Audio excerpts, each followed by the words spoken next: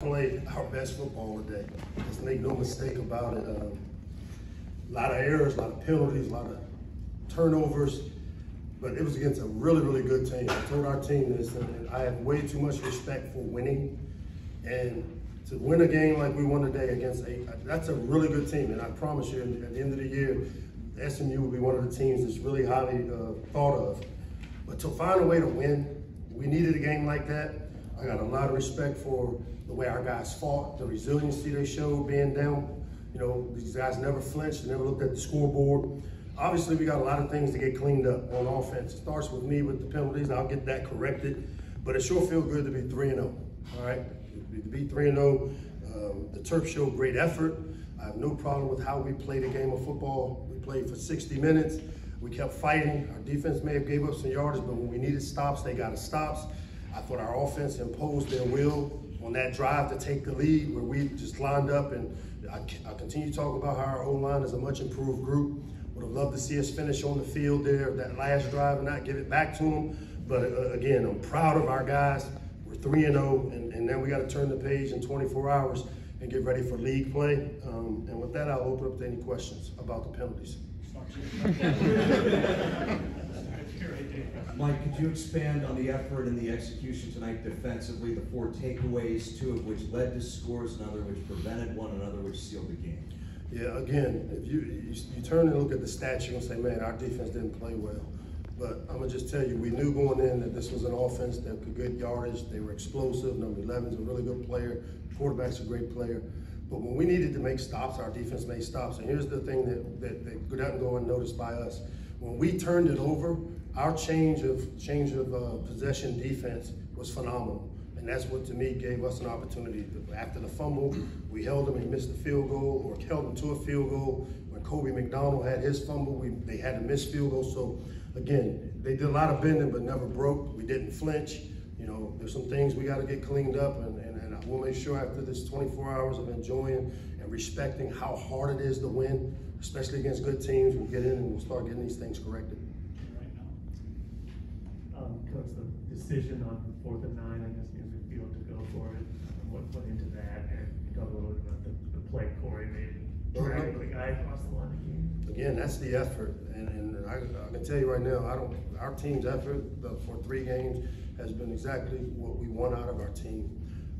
Obviously, with how explosive their offense was, giving them the ball back, you know, we wanted to go for it on 4th down a couple of times. We got penalized there where we had to end up punting. But Corey showed great effort. Obviously, we use analytics like everybody else does, where, you know, based on field position, time of game, and score. We had a good play. We went into it. I told Dan he knew we had 2 down territory once we got there. Corey made a hell of a play. Leah did a great job buying some time, and that effort showed up on that play, and it was a huge, huge play for us. Sorry, over here. To be the person to ask about penalties, but on the topic of, did you sense the players at the sideline getting frustrated at all from any of that? And if so, how did you manage that? How did they manage kind of that spiral? It got a little chippy. You know, our receivers and their DBs. I mean, my rule of thumb is we don't talk to the other team. We don't talk to the officials. I mean, to me, that's just not who we're going to be. And it's a little chippy out there. And again, those are selfish penalties. When you get a penalty for throwing the ball in the guy's face and, you know, responding because the guy stepped on your foot on purpose, I mean, a lot of it was the back and forth of how it goes. But we've got to show maturity. We got to show the discipline that it takes to walk away and play within the next play, so that we can not get dumb penalties, selfish penalties.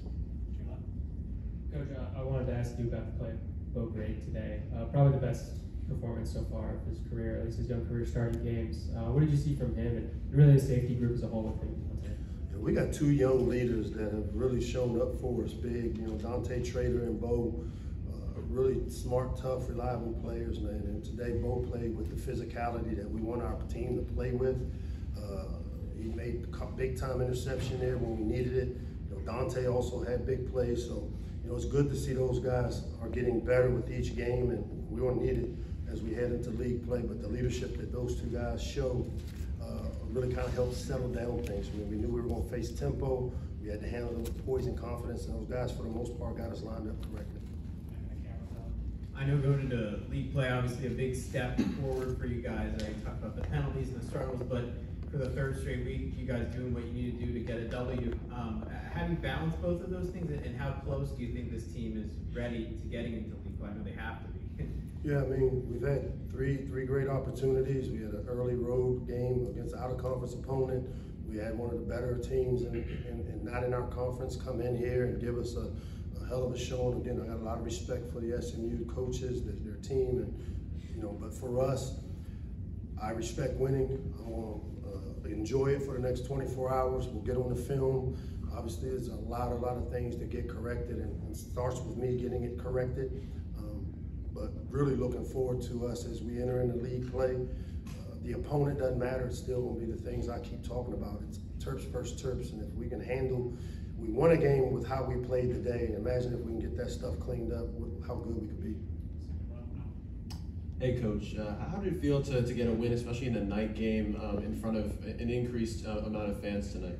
Yeah, I've got to definitely, our student section came out big for us. They stayed for 4 quarters for the most part, and with it being, we knew it was going to be a 4-quarter game. I was happy to see kind of the support we got from outside, and I know we've been pleading and begging, and I hope our supporters, our fans, and everybody understand that we're building something here special. Not even close to scratching the surface to how good we can be, but today I think we took a step forward as a team, and I thought we took a step forward as Terp Nation by showing up and staying for 4 quarters to the people that came. Hey Coach, Talia ran the ball a lot more today than he had in the first 2 weeks, and he seemed a little more amped up than usual after some plays. Did you sense kind of an increased demeanor from him, with the atmosphere and the tightness of the game? As I said before, he's a work in progress with the emotional maturity we want to see out of him. But at the same time, I don't want to take away that enthusiasm, that thing that makes him Leah. But definitely, like, for us to get back to neutral, we oftentimes say that every play is a 4 to 6 second shelf life and it dies. We need to get on to the next one. I do think as a team, we probably played a little more emotional, which is where, every time we start being emotional, that's where you see the selfish penalties show up. We got to get those things corrected. I was proud of the way that he continued to lead us and make plays when we needed him to make them. We have time for 2 more, George, and then Ben. Hey Mike, how important was Roman Hemby for you guys tonight? Not only rushing, but he seemed to be a great outlet in the passing game when SMU was able to key on your receivers a little bit and prevent some of those opportunities downfield. And a great job in protection. The big pass to Rock, they brought edge pressure, and Roman stepped up and really did a good job in all 3 phases, which, going into the season, when we made the decision to start him, it was because of his ability in the running game, obviously big play threat. In the passing game, the ability to kind of win in routes versus linebackers, but then he showed even more so the ability to protect our quarterback. And really proud of the way he's continued to play that whole running back room in general. They've got a bright future.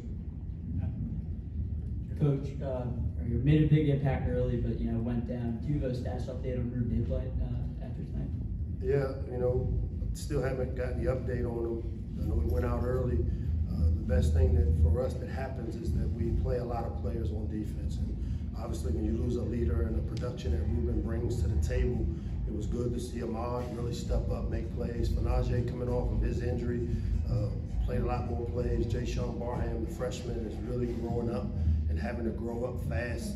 And even Jeremy Spraggins came in. So we got great depth there. So obviously we don't want to lose Ruben Hippolyte, but I really like the way that the other guys kind of came together and picked up the slack with his loss. Thanks, guys. Well, Roman Hemby,